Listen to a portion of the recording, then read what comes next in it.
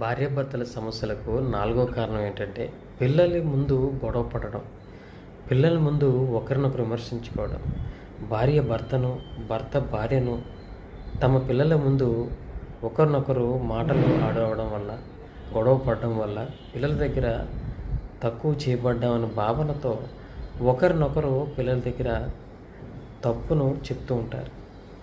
భర్త భార్య మీద, భార్య భర్త మీద పిల్లలతో మీ నాన్న ఎలాగా, మీ అమ్మ ఎలాగా అని చెప్పడం వల్ల మరింత సమస్యలు కుటుంబాలకు వస్తాయి.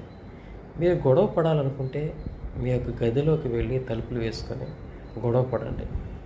పిల్లల ముందు మాత్రం మీరు గొడవ పడకండి. దానివల్ల వారి దగ్గర మీరు మంచివారు అనిపించుకోవడానికి ఒకరినొకరు నిందించుకునే అవకాశాలు ఉంటాయి. మీరు సమాధానం పొందాలన్నా, ఏది చేయాలన్నా ఇరువురు కూడా వ్యక్తిగతంగా కూర్చొని ఆలోచన చేసి చేయడం మంచిది.